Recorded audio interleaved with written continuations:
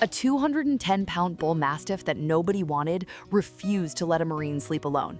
For 14 months, the dog didn't leave his side, not in the kitchen, not in the shower, not for a single minute. Then, at 3:17 a.m. on a freezing January night, the Marine finally understood why, and what happened next would become the reason Connor Walsh was still alive 18 months later.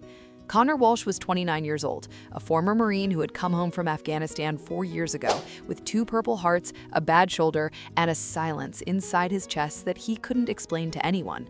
He lived alone on a rural property outside of Belgrade, Montana. No neighbors for half a mile, no wife, no family that called. He worked as a welder at a fabrication shop. Steady hands, steady paycheck, but the nights were long, and the nights were the worst.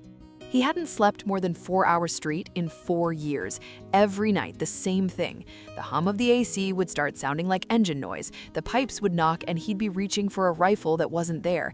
At 3 a.m., he'd be sitting on the kitchen floor with his back against the fridge, trying to remember the names of the 2 Marines who didn't come home with him. He had tried therapy, medication, running, drinking. Nothing worked. He wasn't a dog person, that's what he told himself anyway.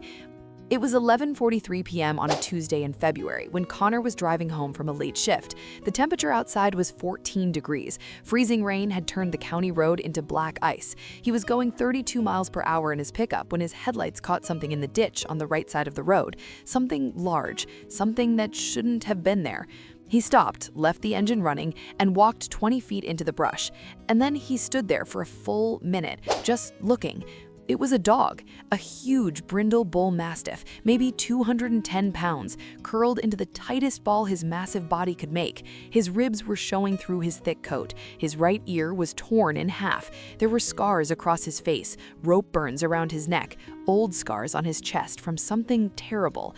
This dog had been used, and when he stopped winning, he had been dumped on the side of a county road in 14-degree weather. He wasn't moving. Connor thought he was dead. Then the dog's eye opened, just one, slowly, and Connor saw something in that eye that he hadn't seen in a mirror for 4 years. He saw someone who had given up, someone who was just waiting for it to be over. Connor knelt in the freezing mud. He didn't reach for the dog, he just talked. "Hey buddy, I'm not gonna hurt you. I know what it's like. I know exactly what it's like." The dog didn't move, but his eyes stayed open. "You're coming with me, all right? You don't have to do anything. You just have to let me pick you up." It took 40 minutes. Connor sat in that mud, cold and wet, talking softly about nothing. His truck, the weather, his mother's chicken and dumplings. Eventually, the dog let him slide his arms underneath. 210 pounds. Connor's back would pay for it for a week, but he got him into the cab of the truck. He drove home at 20 miles per hour. The brindle Bullmastiff stretched across the back seat, one eye locked on Connor in the rearview mirror the entire way. Connor named him Dozer before they reached the driveway, because that's exactly what he looked like, a bulldozer with a broken engine. The first week, Dozer wouldn't eat unless Connor sat on the floor next to him, so Connor sat on the floor. The second week, Dozer started following him, not just to one room, every room. The kitchen when Connor made coffee, the bathroom when Connor brushed his teeth, the closet when Connor changed clothes. If Connor shut a door, Dozer would lie down outside it with his chin flat against the floor and stay there, not whining, just waiting. Connor was used to being alone. 14 months in Afghanistan, 4 years after that. Alone was what he knew, and suddenly he could not be alone, even if he wanted to. I see you've been watching this far, but you still haven't subscribed. That honestly stinks. Stories like Dozer's deserve to be seen. Hit that subscribe button, you're gonna wanna see what happens next. The strangest thing? The nightmares stopped. Connor didn't know when exactly. He just woke up one morning in April and realized he had slept 7 hours straight. No waking up at 3 a.m., no kitchen floor, and when he opened his eyes, there was Dozer, 210 pounds of brindle Bullmastiff, snoring on the floor beside the bed. Something about the sound of that dog breathing had rewired Connor's brain. Dr. Patrick, the VA therapist Connor had stopped seeing a year ago, called it regulated co-presence. Connor just called it Dozer. By month 6, Connor had stopped drinking. By month 9, he had started going back to the shop on Sundays to volunteer teaching welding to other veterans. He brought Dozer with him every single time. Dozer would lie in the corner of the shop like a giant brindle shadow, one eye half open, watching. The veterans loved him. Some of them got on the floor and cried against his ribcage. Dozer didn't move. He just let them. On a Thursday in January, 14 months after Connor pulled Dozer out of that ditch, Connor came home from a long shift at 9:15 p.m. He poured a glass of water, sat on the couch, and for the first time in 14 months, he felt the old thing coming back. He didn't know why. Something at the shop, maybe, an anniversary date he hadn't registered, a smell that reminded him of a Humvee. He sat there until 1 a.m., then 2 a.m., then 2:47 a.m., and at 2:47 a.m., he stood up and walked to the garage. He had an old service pistol in a locked case on the top shelf, untouched for 3 years. Dozer was behind him. Of course he was. Connor reached for the ladder. Dozer stepped between him and the ladder. Connor tried to go around.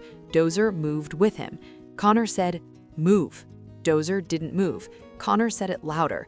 Dozer lowered his head, braced his 210-pound body, and stared up at him with an expression Connor had never seen before. Not aggression, refusal.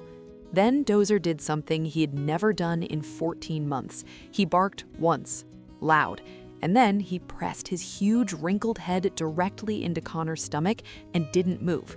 Connor sat down on the concrete floor of that garage and cried for 40 minutes. Dozer stayed in his lap the entire time. 210 pounds of brindle Bullmastiff that nobody wanted, keeping a Marine alive on a cold January floor. A neighbor half a mile up the road had a security camera that covered Connor's driveway. The footage captured the porch light turning on at 2:51 a.m. Connor's truck never left the garage that night. Something in that dog had refused to let it. If that just made you feel something, you already understand what this story is really about. Today, Connor is 30 years old. Dozer is an estimated 7. The Bullmastiff that was left to die in a frozen ditch still follows Connor into every room in that small house. He still lies outside the bathroom door. He still sleeps on the floor beside the bed. And Connor still hasn't had a single night where he wanted the old thing back. When people ask Connor how he healed, he doesn't talk about therapy or medication.